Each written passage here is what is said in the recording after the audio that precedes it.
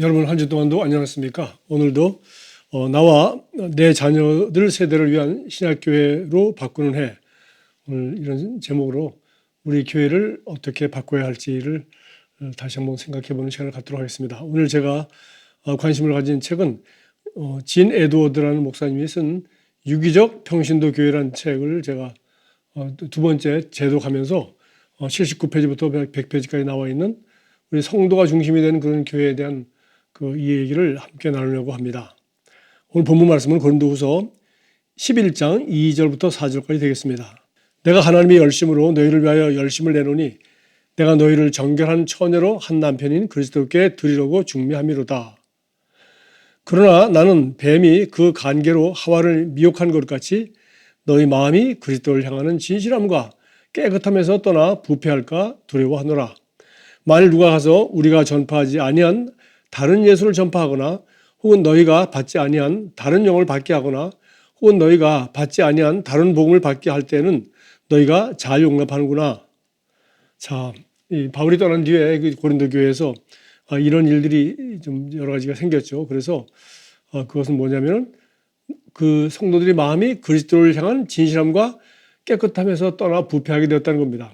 그건 다른 것이 아니라 바로 그 하와와 아브라함이 그 사이를 이간하였던 그 사탄처럼 뱀이 그 관계로 하와를 미혹한 것 같이 우리 한 사람의 남편의 마음이 아내에게서 떠나 진실함과 깨끗함에서 떠나 부패하게 되는 상황을 얘기한 거죠. 그래서 그것이 도대체 뭐냐 하면 첫째는 우리가 전파하지 않은 다른 예수, 예수님만을 사랑해야 되는데 다른 예수를 전한다는 거죠. 혹은 너희가 받지 않은 다른 영을 받게 하거나 성령만을 받아야 되는데 다른 영의 영향을 받도록 한다거나 너희가 받지 아니한 다른 복음을 받게 될 때는 그거를 우리가 구별하지 못하고 받아들이면 그러니까 다른 예수, 다른 복음, 다른 영의 영향을 받는 것을 가리켜 그리스도를 향한 진실함과 깨끗함에서 떠나 부패했다라고 말하는 것입니다. 그러니까 우리 그리스도인이라는 것은 무엇입니까? 그리스도인이라는 것은 오직 그리스도의 은혜로만 구원을 받았습니다. 그러니까 우리 신세진 사람분도 그리스도요. 우리가 사랑할 분도 그리스도요.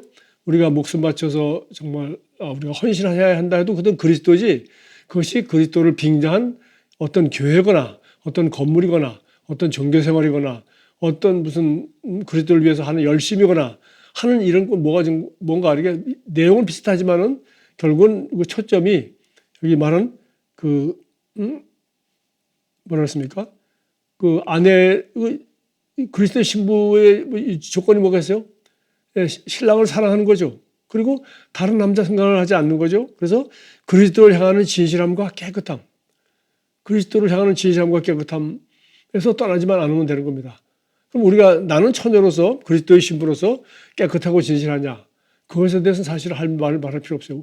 우리가 아무리 깨끗하려고 한다거나 진실하려고 한다거나 우리 노력으로 된 게 아니라 하나님이 그리스도의 십자가를 피로 우리를 값주고 사셔서 하나님 앞에 정결하고 흠없는 티 없는 정결한 사람으로 거룩한 사람으로 그리스도의 아름다운 신부로 하나님이 우리를 태어나게 하셨어요. 그러니까 우리는 거듭나는 순간 우리가 갓 태어난 자녀를 바라보듯이 그야말로 아무 죄도 없고 아무 잘못도 없고 아무 악한 행위도 하지 않은 갓 태어난 아기처럼 우리가 그리스도를 믿고 하나님의 자녀로 거듭나면 우리는 그리스도를 향하는 신실함과 깨끗함을 이미 받고 있는 거죠.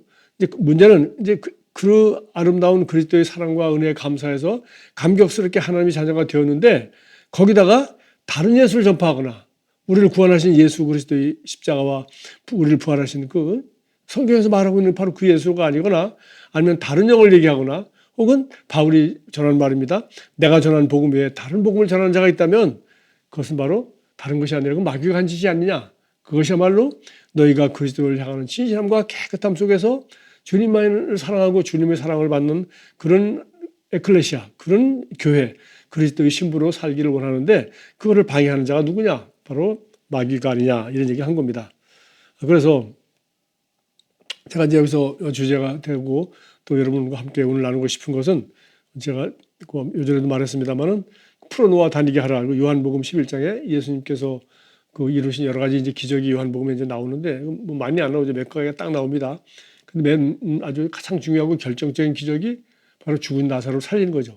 그래서 뭐 우리가 생각해도 뭐 무리를 걷는 것도 있고 뭐 죽은 나사로를 살린 것도 있지만 무리를 걷는 거는 제자들 몇 사람밖에 보지 못했고 밤중에 바다에 갈릴리 바다에서 일어난 일이고, 그러나 죽은 나사로를 살리는 일은 굉장히 심각했습니다. 왜냐하면 이것으로 인하여 더 많은 사람들이 예수를 믿고, 그러지 않아도 지금 예수 운동이, 예수 따르는 사람들이 너무 많아서 난리인데, 이제 바리새인들은 예수님을 죽이려고 아주 모든 작전을 다 짰지 않았는데 죽은 나사로를 살리는 것을 인하여 사람들이 더 예수를 믿게 되는 걸로 말미암아, 야 이거 큰일 났다, 예수 빨리 죽여야지, 이 사람 그냥 뒀다가는 우리가 도저히 감당을 못하겠구나라고 한 그 부분적인 내용이 우리 성경에 잘 나와 있습니다. 그래서 이제 이건 굉장히 중요한 얘기죠. 요한복음 이제 11장 마지막이죠. 13장부터 벌써 예수 십자가 지는 얘기 바로 나오고 마지막 주 얘기 나오지 않습니까? 그러니까 예수님 공생의 거의 마지막 때에 있었던 가장 아주 놀라운 기적 중 하나입니다. 그런데 이거 참 신기하지 않습니까? 저는 성경에서 이런 거 볼 때마다, 야, 이거 하나님이 하신 일이 있고 하나님이 우리를 위해서 다 해주지 아니하시고 우리 보고 하라고 하는 일이 꼭 있어요. 우리가 늘 얘기하는 전도하는 일. 예수님이, 하나님이 고넬료에게도 막 그 천사를 통해서 말씀하시고, 또 하나님이 베드로에게도 환상을 3번씩이나 보게 하면서 말씀하시고, 그렇게 하고 또 결국은 고넬료가 사람을 보내서 베드로를 데려오게 하고, 그래서 베드로가 드디어 그 환상을 믿고 사람 온 것을 보고 믿음이 생겨서 드디어 자기도 큰 맘 먹고 용기 내서 이방인 고넬료의 집에 평생 처음으로 예수 부활 승천하신 지 10년이 넘어서 그제야 처음으로 이제 이방인 집에 들어가서 처음으로 복음을 전하는 첫 사도가 되었는데, 말씀을 전하자마자 그 자리에서 성령이 그들에게 임하여 그들이 자기들에게, 유대인들에게 임했던 것과 똑같은 방식으로 성령이 임하며 하나님을 찬양하고 방언을 했다는 겁니다. 신기하지 않습니까? 하나님이 믿지 않는 고넬료에게도 그렇게 역사하고 또 베드로에게도 그렇게 역사하고 또 사람들이 왔다 갔다 하고 하는데, 결국은 베드로가 가서 설교를 하고 복음을 전할 때 드디어 성령이 임하고 그들이 예수 믿게 된 것입니다. 그러니까 그 전도하고 복음을 전하는 일은 천사도 흠모할 만한 우리에게 맡긴 일이지, 하나님이 나머지는 다 하셔도 복음 전파는 우리 보고 하라 그랬단 말이죠. 이건 마찬가지입니다.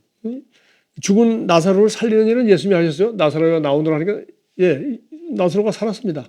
그래서 그 칭칭 뭐라고 하죠? 그 수의를 입은 상태, 수의도 또 입은 게 아니라 유대인들이 이렇게 감았던 모양입니다. 꽁꽁 묶인 상태에서 뛰어나왔는데, 이제 그걸 예수님 뭐라고 그래요? 풀어놓아서 다니게 하라. 이제 생명을 주는 일은 하나님이 하는 일이지만 그 생명이 활동을 하지 못하도록 하는 모든 관습과 모든 습관이라든가 이런 것으로부터 하나하나 자유케 해서 그 사람으로 하여금 자유롭게 풀어놓아서 다니게 하는 것은 우리가 해야 될 일이라고 그랬어요. 또 마찬가지입니다. 이제 예수님이 부활하셔서 나오는 장면도 있지 않습니까? 예수님이 부활하셨습니다. 그러면은 자기를 묶고 있던 것을 다 그냥 그대로 뭐 찢거나 버리지 않고 그대로 몸만 빠져나왔단 말이죠. 예수님 쌌던 수위가 그 자리에 있었으니까. 그리고 예수님은 벽을 통과하지 않습니까? 나중에 부활하신 예수님이 제자들이 있는데 문도 열어주지 않는데 그냥 나타나시고 또 사라지고 하지 않습니까? 그런데 예수님이 이제 부활하시고 또 부활할 걸 기대하지 않았던 그 막달라 마리아와 그 여자들은 가서 무슨 걱정했습니까? 부활하실 걸 생각하지 않았기 때문에 그들은 예수의 몸에다가 향유를 바르고 싶어서 갔기 때문에, 문제는 예수의 무덤을 가로막고 있는 돌을 누가 치워줬으면 좋겠는데 하고 갔더니 바위가 치워져 있는 거죠. 그리고 그 빈자리에 가보니까 거기 예수님은 몸은 없고 감쌌던 수의만 있었다는 거죠. 그것도 참, 예, 부활하신 몸이 그냥 그렇게 자유롭게 이렇게 방해를 받지 않고 제자들이 두려워 떨며 문을 잠궈놨던 그곳에 나타났던 예수님인데도 불구하고, 예, 바위 돌은, 예, 옮겼다 이거죠. 옮기고서 나오셨다는 거죠.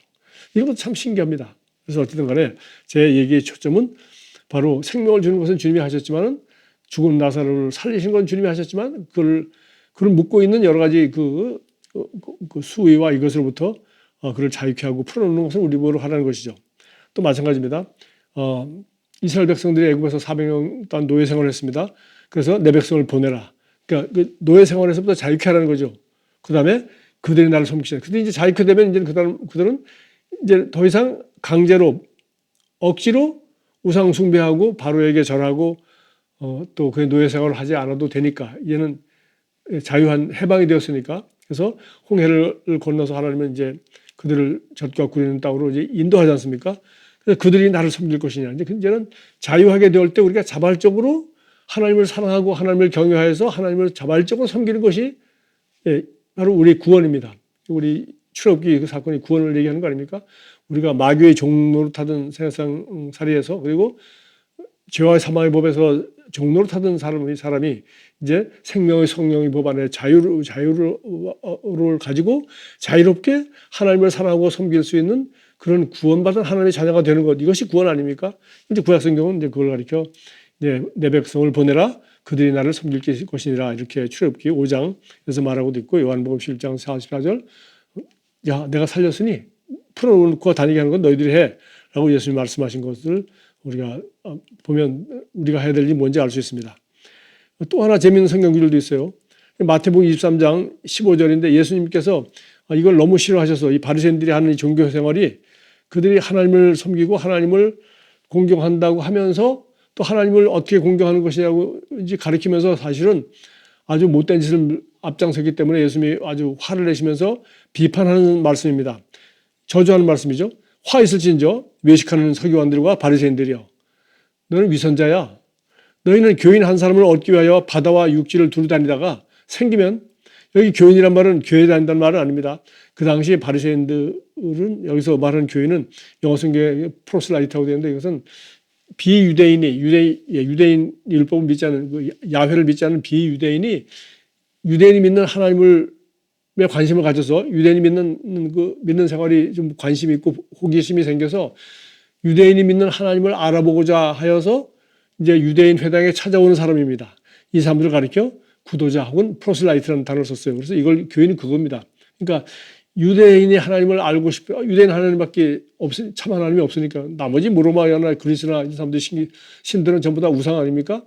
로마 신화, 그리스 신화 나오는 거 온갖 잡신들 다 있고 뭐 힌두교 뭐 다 불교 다 마찬가지죠. 온갖 잡신들 뭐 많이 있는데 그게 아니고 이제 정말 유대인이 믿는 참 하나님 야훼 하나님을 아브라함과 이삭과 야곱의 하나님에 대해서 관심을 가지려고 이제 그런 사람이 나타나면 생기면 너희보다 배나 더 지옥 자식이 되게 한도다. 어떻게 해요? 이 사람 이제 하나님을 알고 싶어서 하면 그때부터 온갖 유대인의 율법을 가리키면서 하나님을 알기 위해서는 이걸 해야 된다. 하나님 잘 믿기 위해서는 이걸 해야 된다라고 해서 온갖 율법을 강요하면서 그들에게 착취하고 이용하고 하는 못된 짓은 다 한다는 거죠. 바리새인과 이 서기관들이. 그래서 예수님이 야 교인 한 사람을 얻기 위하여 바다와 육지를 두루 다니다가 생기면 너희보다 더 배나 더 지옥 자식이 되게 하는 거다. 그렇게 말했어요. 자, 이거 조금 더 설명해 보겠습니다. 이런 맥락으로 볼 때 이제 뭐 저는 이제 우리 교회를 바꾸자. 나와 내 자녀들 세대를 위해서 성경에 나와 있는 그대로 신약 교회를 우리가 스스로 바꿔야지 그렇지 않으면 안 되겠다 하는 얘기에 대해서는 제가 더 이상 설명이 필요 없겠죠. 그러면은 바꾸어야 된다는 얘기는 우리가 하고 있는 일에 뭔가 문제가 있다는 얘기 아니겠습니까? 이게 완전하고 최고라면 왜 바꿉니까? 바꿀 필요가 전혀 없죠. 근데 이거 완전하지 않고 최고도 아니고 이건 뭐 문제가 있다. 특히 성경에서 말하고 있는 교회의 모습과 너무 다르다. 라는 것을 발견했으면은 우리가 빨리 바꿔야죠. 네? 여기 오늘 바울이 말한 것처럼 우리 마음이 신부는 오직 그리스도를 향하는 진실함과 깨끗함만 있으면 되는 거죠. 주님을 사랑하기 때문에 진실로 주님을 사랑하고 깨끗함, 순결을 유지하는 것과 사랑하는 것 이것 이외에 다른 것이 들어가서 부패하거나 하면 안 되겠죠. 그래서 교회는 그리스도의 신부라고 그랬어요. 근데 교회가 그리스도의 신부인데 그리스도를 향하는 진실함과 깨끗함 이외에 그리스도를 향하는 깨끗함과 진실함 이외에 다른 말로 하면 성경에서 예수 그리스도 우리 신랑인 예수님이 원하는 그런 신부의 모습이 아닌 것이 우리가 교회란 이름으로 신부인 교회란 이름으로 우리가 하고 있다면 그것은 바울이 말하는 다른 복음이요, 다른 영이요, 다른 예수라는 거죠. 맞습니까? 저와 여러분이 성경 읽어서 이거 예수님이 하면 이렇게 하지 않았잖아. 예수님이 이런 말씀 하신 적이 없잖아. 왜 우리가 이걸 해야 되나? 라는 것이 있다면 그걸 우리가 과감하게 거기로부터 우리가 자유할 필요가 있죠. 풀어놓아서 다니게 하라. 이제 억지로 하는 것이 아니라 자의적으로 내가 사랑하기 때문에 자원해서 솔선수범하여 스스로 자의적으로 주님을 사랑하는 행동을 하는 것. 그게 참된 신부의 행동이 되어야 되겠죠. 그래서 제가 몇 가지 생각했는데 제가 이런 이것이 부정적인 얘기를 하는데 제가 이것이 나쁘다는 건 아닙니다. 주의를 지키는 것이 왜 나쁩니까? 아니, 예수 안 믿는 사람들마저도 주일날 쉬지 않습니까? 썬데이 해가지고 우리는 주일날 우리가 하지만 그 사람들 썬데이 해가지고 주말을 쉬지 않습니까? 불과 15년, 20년만 해도 주일 하루밖에 못 쉬었습니다. 이제 우리 토요일 날도 쉬게 된 것은 지금 몇 년 안 되죠. 그러니까 믿지 않는 사람들도 회사도 나라도 군대도 직장도 학교도 어디든지 그리스도인이 주일이라고 말하는 그날 하루를 쉬어준다는 게 얼마나 감사합니까? 그래서 우리는 주일날 그리스도인들이 다 직장과 학교와 자기 가게도 문 닫고 모일 수 있다는 건 너무 감사한 일입니다. 그런데 문제는 이것을 안식일을 기억하여 거룩하게 지키라 라는 구약 율법에다가 딱 걸어서 성도로 하여금 주일을 성수해야 됩니다. 주일은 이날이 너무 중요합니다. 주일 예배가 제일 중요합니다. 주일 예배에 실패하면 한 주를 다 실패합니다. 이런 얘기를 함부로 말미암아 주일 예배 중요하다는 걸 강조하기 위해서 이렇게 말하는 건 좋지만은 그러면 우리 주일이라는 말도 이게 앞뒤가 이게 성경적인 말이라고 하기 좀 곤란한 게 여러분 그러면 썬데이만 주일이고 먼데이는 주일이 아닙니까? 화요일은 주님의 날이 아닙니까? 수요일은 주님의 날이 아닙니까?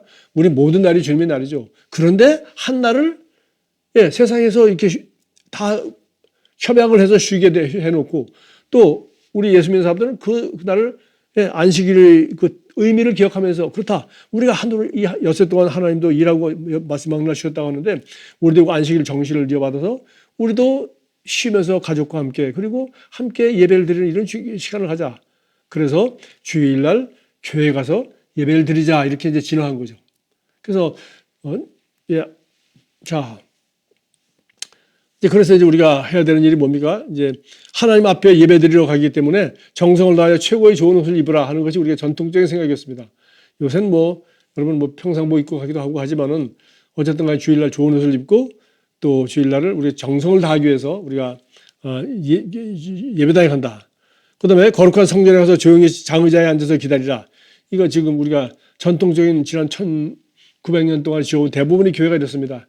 예배당을 그 마을에서 제일 좋게 제일 잘 지어놓고 또 한국에도 지금 그 정도는 아니지만 자관 예배당을 돈 들여서 아주 잘 지어놓으면은 그 지역에 대부분의 성도들이 다니고 그 지역을 대표하는 교회가 된다고도 보고 또 그 시장도 거기 나가고 국회의원도 거기 나가고 등등등등 많은 사람들도 거기 나가는 그런 경향이 있죠. 그래서 그걸 크게 지어놓고 그다음에 거기 어떤 교회도 부채꼴로 되어 있거나 아니면 동그랗게 의자를 마주보고 앉아서 얘기하는 교회는 제가 장담합니다. 거의 없습니다. 뭡니까? 장의자가 있죠. 우리 개척할 때부터 장의자. 요새는 이제 개별 의자 갖다가 장의자, 개별 의자도 별 의미가 없어요. 장의자와 똑같이 이렇게 5개, 3개, 4개를 붙여놓으니까 그 얘기 뭡니까? 한쪽만을 쳐다보고 한 사람 얘기만 듣게 돼 있어요. 다시 말해서 일방적인 주입식 교육을 받게 되는 겁니다. 자, 그 다음에 순서도 거의 비슷합니다. 어느 교회, 어느 교파, 어디 가나 순서를 따라서 행동하고 마침내 잘 만들어진 한 편의 연설을 듣게 되어 있습니다. 어디 가나 다 똑같습니다. 천주교 빼놓고는 천주교도 그렇게 하는지 모르겠지만 개신교는 압도적으로 40분 내지 50분 정도 하는 목사의 설교가 압도적이지만 찬양도 30분 하기도 하고 찬양이 더 중요하다 찬양을 1시간 하기도 하지만 찬양 1시간 했다고 해서 설교 20분 하는 목사도 드물거든요. 결국은 그렇고 해서 결국은 설교가 중심이 되는 그런 예배를 드리게 됩니다. 그런데 설교는 누구예요? 목사라는 사람이 성경을 해석하는 한 편의 연설을 듣는 겁니다. 그러니까 이 사람은 매주 똑같은 청중을 향하여 복음을 전해야 되기 때문에 성경에 있는 어마어마한 수많은 얘기를 가지고서 한 사람이 늘 잘해야 되기 때문에 드라마틱하게 예화를 들어서 재미있게 제스처를 써가면서 최고의 웅변가가 되어야 돼요. 왜? 누가 한 사람 설교를 수백 번 맨날 같이 듣기를 원하겠어요. 더 잘하는 사람도 많고 경쟁도 없고 이거 하니까 담임 목사라는 사람이 그냥 맨날 나와서 그냥 혼자 완맨으로서 그냥 절대적인 설교를 밤낮으로 하는 겁니다. 그리고 이 전부 다 수동태죠. 우리는 그 소리를 말씀을 듣고 감동을 받고 우리는 말씀 들을 자격밖에 없어요. 그걸 듣고서 무슨 의견을 제공하거나 뭐 질문할 수도 없어요. 그다음에 감동을 받아야 됩니다. 또 감동 안 받으면 그 은혜 못 받는다 그러면 안 되죠. 감동을 받아야 되고 결단하고 헌신을 하면 또 뭐 이렇게 예수님을 더 열심히 사랑합시다. 더 전도합시다. 더 헌금합시다. 건축합시다. 선교합시다. 합시다 하면은 거기서 그 목사님이 무슨 주제로 설교하는지 모르지만 그거를 향하여 나도 그렇게 하기로 결심하는 것.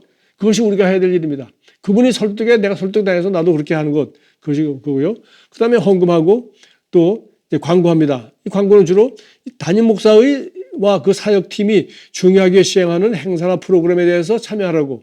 이번에 단기 선교가 있으니까, 이번에 부흥회가 있으니까, 이번에 특별 새벽 기도회가 있으니까, 또 이번에 우리 LTG를 하니까, 우리가 이걸 하고 이거 하니까 여러분도 적극적으로 참여하십시오. 라고 하는 목사가 생각해서 또 목회팀이라는 사람들이 생각해서 교인들로 하여금 단체 활동을 하게 하고 영적 성장을 도모하도록 하려고 하는 어떤 사역, 그것을 광고하면서 그걸 열심히 참여하라고 이제 말하는 거죠. 자, 이렇게 되면 우리는 완전히 수동태 인생을 살게 되고요. 그리고 또 뭐 좋은 점이 있지만 이제 우리는 집에서 모이다가 이제는 더 큰 몸의 일부가 되고 또 내 개인적으로 내가 가지고 있는 11조라든가 뭐 그 돈 가지고 그거 가지고 내가 구제하고 뭐 이웃도 없고 해봤자 얼마나 좋겠어요. 그러나 내가 이제 11조를 교회에다가 내서 돈을 합쳐서 큰 예배당을 짓는다거나 뭐 더 많은 선교사를 후원한다거나 하는 더 큰 비전의 하나가 되고 또 몸의 지체로서 나의 헌신과 역할을 감당할 수 있죠. 내가 이 교회라는 그 큰 그리스도의 몸에 내가 어떤 한 지체가 되어서 한 부분을 더 잘 감당할 수 있으면 좋겠다. 뭐 이런 거 우리가 좋은 점도 있습니다. 그러나 중요한 것은 이제 제가 오늘 주제와 맞춰서 얘기를 한다면 이렇게 목사 중심의 주일 중심의 또 목사가 만든 그 사역이라는 것 주님을 위해서 하는 봉사라고 생각하는 모든 사역이라는 것에 성도는 그냥 도구요. 성도는 거기에 참여하기를 독려받는 그런 수동태의 인생을 살아가는 것이에요. 그런데 이 성도들 대부분은 특히 남성의 경우에는 엿새 동안은 그런 거 생각할 시간이 없습니다. 왜? 직장에 출퇴근해야죠. 직장에서 하는 일도 너무 많고 그렇습니다. 그래서 두 번째 이제 주일 중심의 그런 신앙생활, 목사 중심, 목사의 프로그램 중심, 교회 중심 이 프로그램 중심에서 벗어나서 이제는 두 번째 문제는 뭐냐? 왜 교회는 여성들이 압도적으로 많은가? 쉽게 해서 왜 남자는 적은가? 또 다른 말해서 남자들은 교회 생활하기가 왜 이렇게 어려운가? 그 이유가 무엇일까? 여러분 나는 그렇지 않아요 하는 교회에 있으면 혹시 저한테 좀 가르쳐 주십시오. 우리는 왜 남자가 여자보다 더 많은 교회가 되었는가?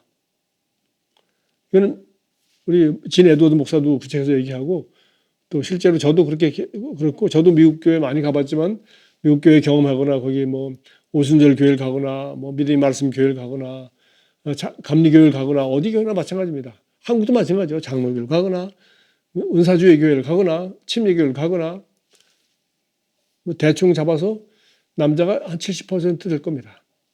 많으면은 여자가 70%, 많은 경우에는 뭐 더 올라가는 수도 있고 또 남자가 아주 많아봤자 한 60%. 결국은 뭐냐?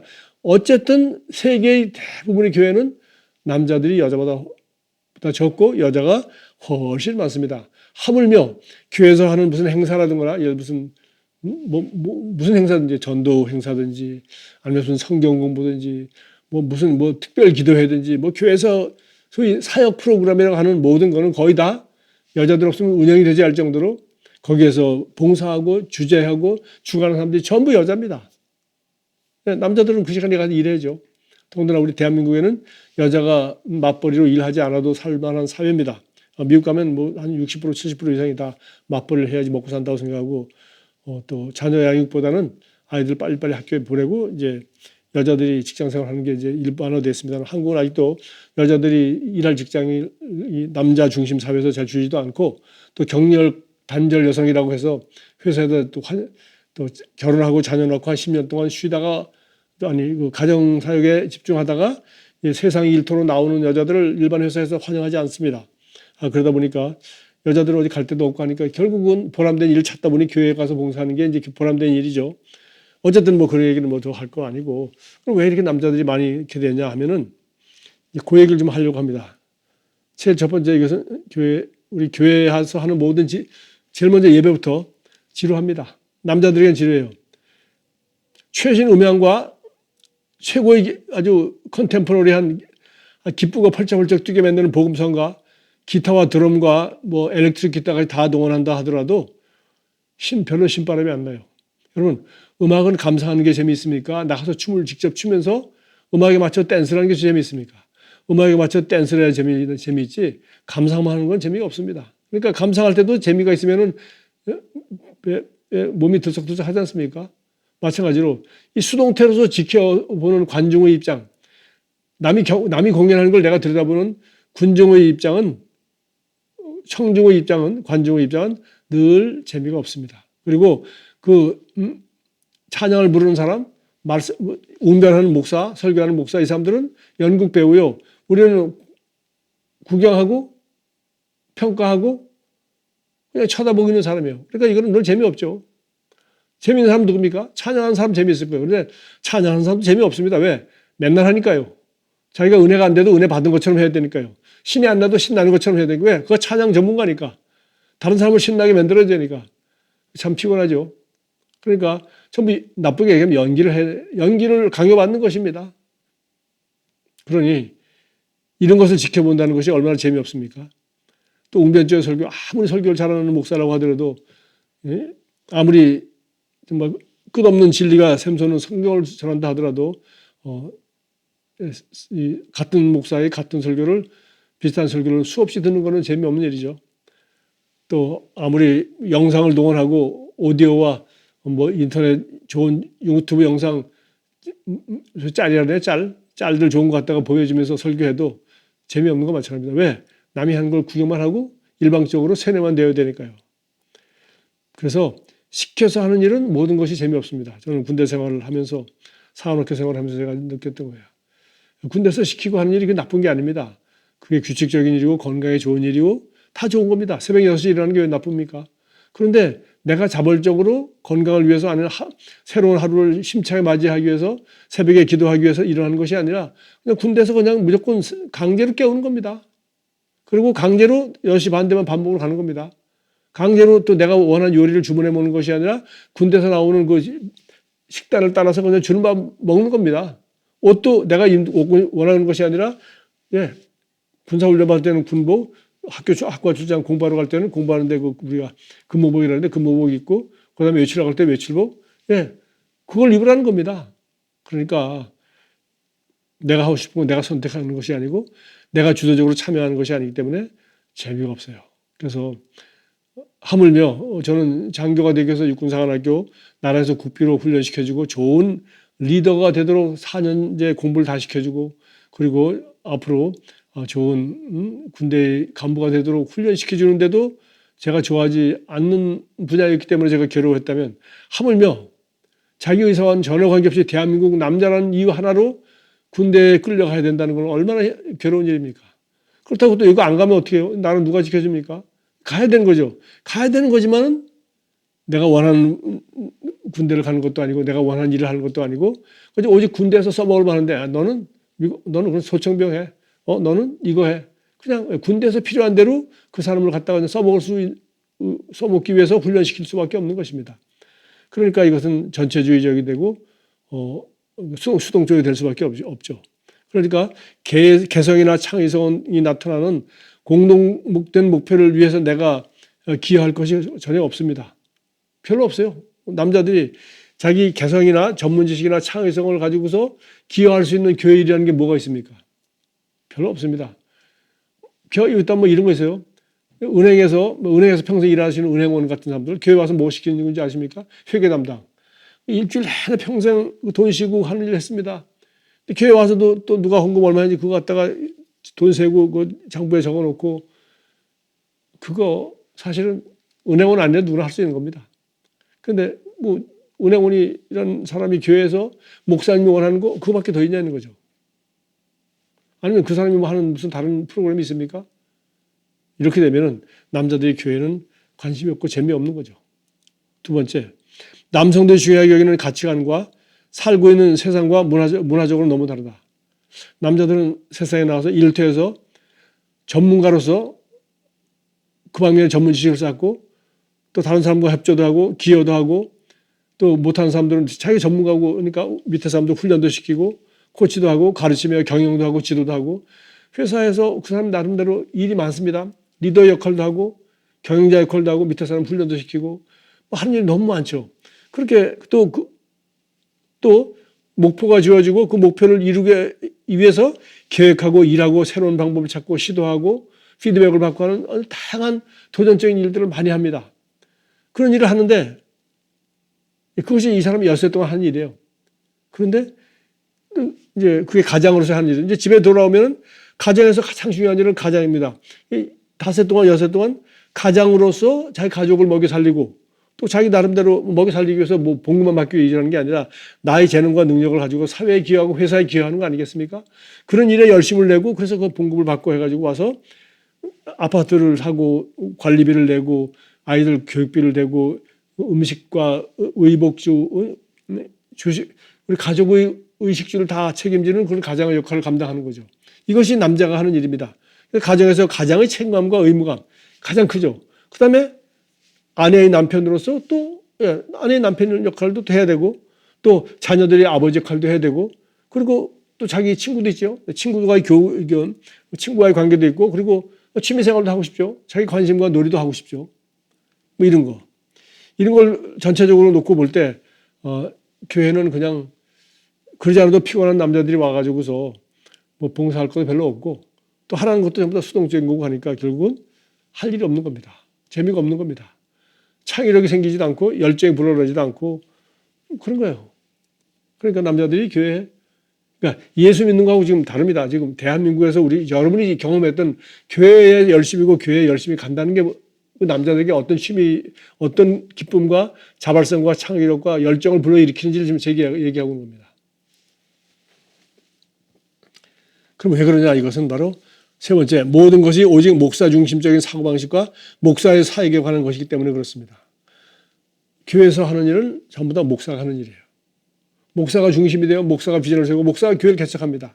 목사가 그 비전을 가지고 사람들을 모읍니다. 목사가 전도합니다. 그래서 목사가 설교하고 목사가 제자로 훈련시키는 거죠.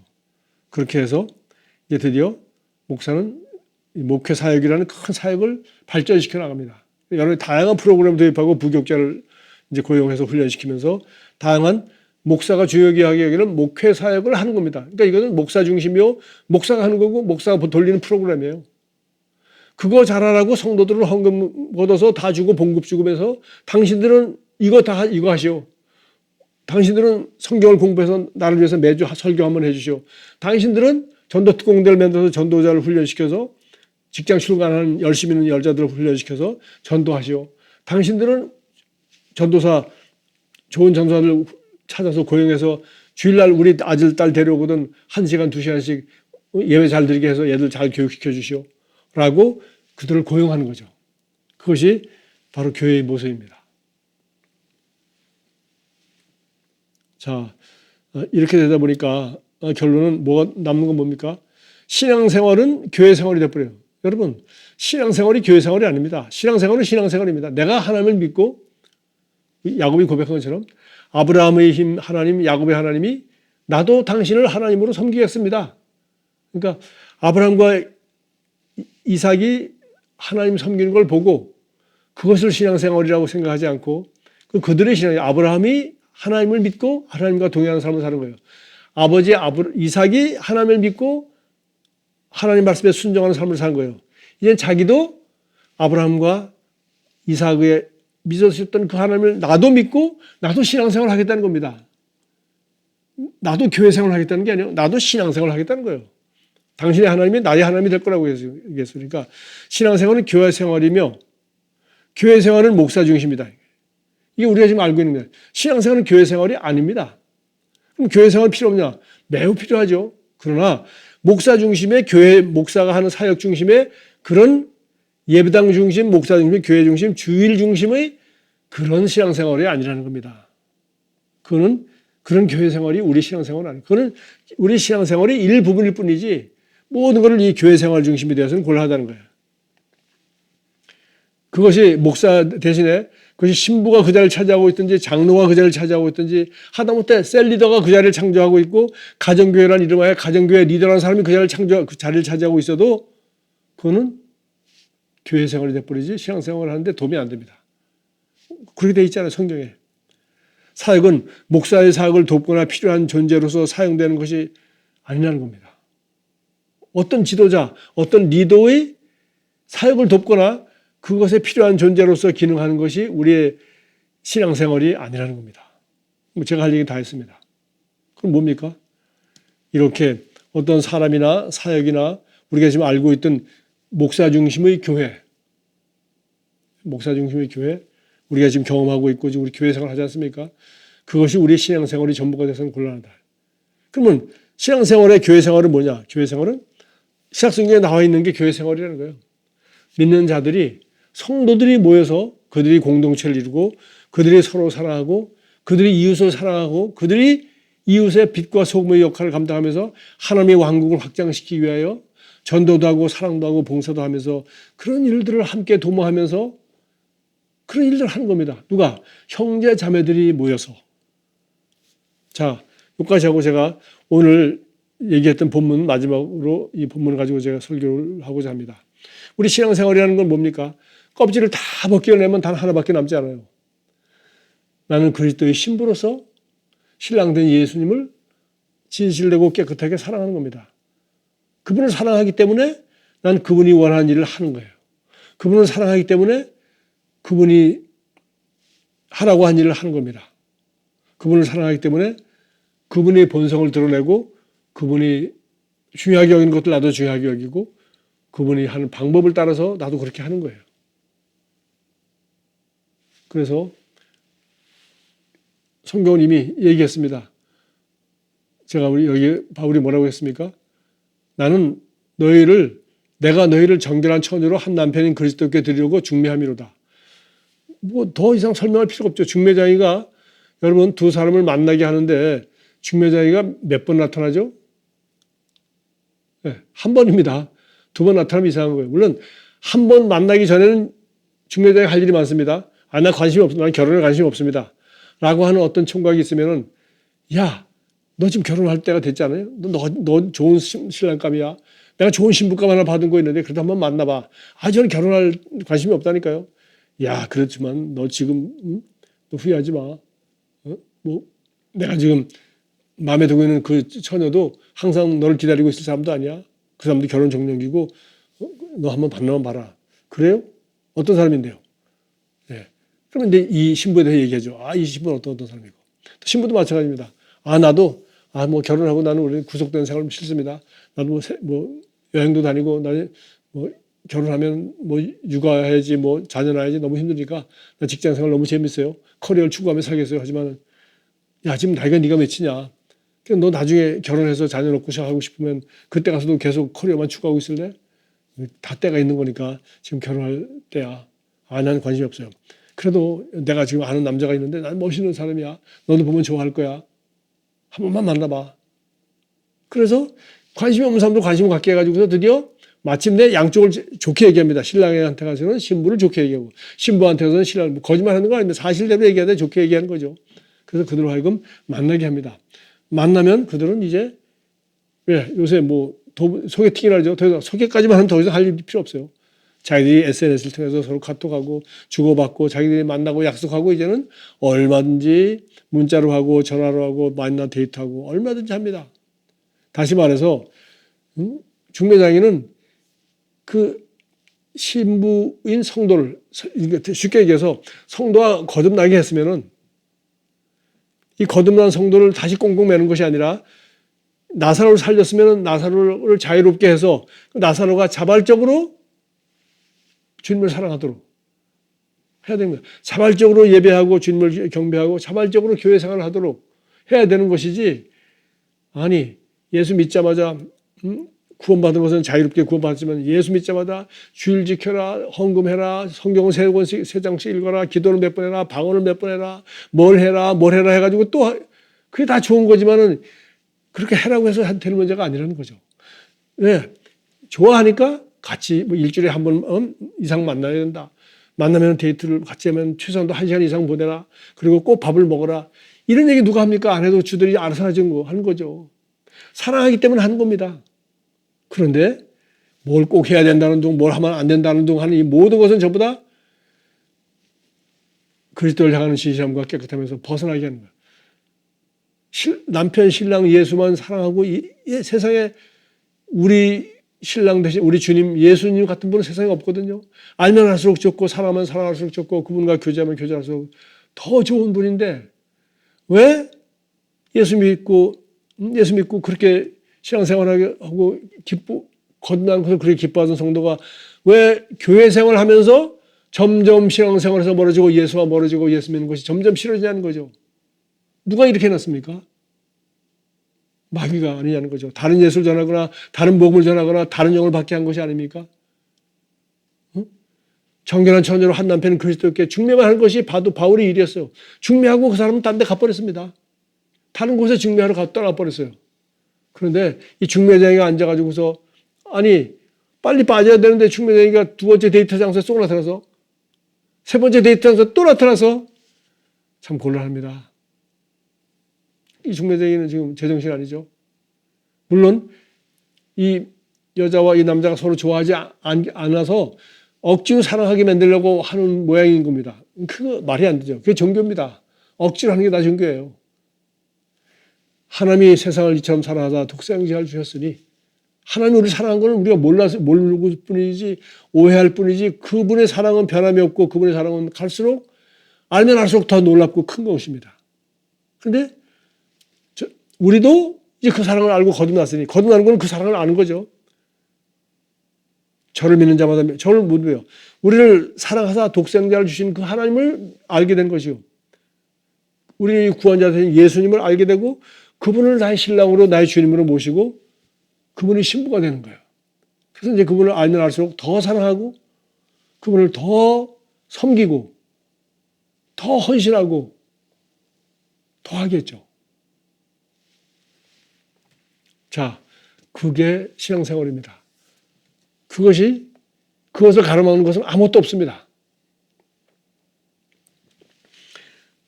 요한복음, 로마서 8장 14절 15절 읽고 마치겠습니다. 무릇 하나님의 영으로 인도함을 받는 사람은 곧 하나님의 아들이라.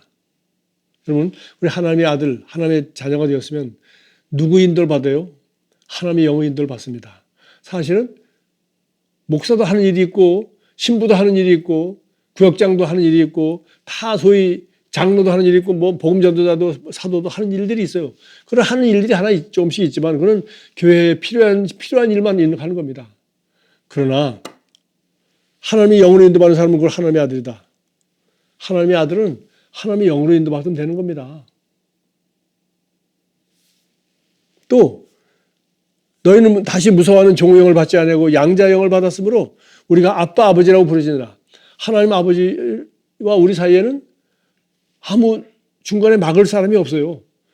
하나님과 우리 사이를 가까이 하기 위해서 징검다리를 놓아주고 계단을 만들어줄 어떤 중보자도 필요 없습니다. 우리 하나님을 아빠 아버지라고 부르면 되는 거죠. 목사님이 축복을 해야 복을 많이 받는다든지 목사님이 저주하면 저주를 받는다든지 이런 것들은 무슨 저주할 짓을 했으면 저주 받겠죠. 복 받을 짓을 하면 복을 받겠죠. 그러나 목사가 축복을 하거나 목사가 저주하거나 해서 목사가 무슨 중간에서 하나님의 축복과 저주를 분배한 사람인 것처럼 이해하거나 그걸 두려워하거나 두려워할 필요가 없다 그랬잖아요. 무서운 종의 영을 받지 않고 우리가 양자의 영을 받았는데 목사도 하나님의 아들이요. 나도 하나님의 아들, 딸이요. 그러니까 아빠, 아버지라고 부르는 거예요. 하나님의 아빠, 아버지라고 부르고 목사도 아빠, 아버지라고 부르고 성직자도 아빠, 아버지라고 부르고 성직자라는 말 자체가 말이 안 되는 거예요. 우리가 성도지 성경에 성직자가 없습니다. 뭐가 성직이에요? 뭐가 성직이냐고요? 목사하는 게 성직입니까? 아니에요. 성직이란 말 어디도 없습니다. 그럼 목사는 직분이야. 사도라는 직분이 있었던 것이고 목사라는 직분이 있었고 교사라는 직분이 있었고 복음전도자, 예언자 그런 직분이 있었던 거예요. 성도? 네, 우리는 모두 성도입니다. 그래서 교회의 지체로서 기능하게 되어 있는 거죠. 자, 오늘 여러분이 우리 유기적 평신도 교회라는 제목으로 여러 가지를 보았는데, 특별히 우리는 주님을 사랑하고 주님을 교제하도록 부름받았는데, 이것은 순수한 사랑으로 말미암은 것이고 말씀과 성령으로 말미암은 것이고 사랑이 등겨되어야 되는 것이지, 이것을 위해서 무슨 어떤 특별한 도움들이 사실은 별로 필요 없다는 것을 우리 스스로 깨우쳤으면 좋겠습니다. 기도하겠습니다. 하나님 감사합니다. 오직 그리스도의 사랑이 우리를 강권하시고 그리스도의 사랑이 우리를 구원하시고 또 그리스도의 사랑이 우리로 하여금 그리스도의 몸인 에클레시아의 일부가 되어서 서로 사랑하며 이 세상에서 하나님의 왕국을 확장하는 일에 힘쓰게 하는 것을 인하여 감사드립니다. 예수 그리스도의 이름으로 기도합니다. 아멘.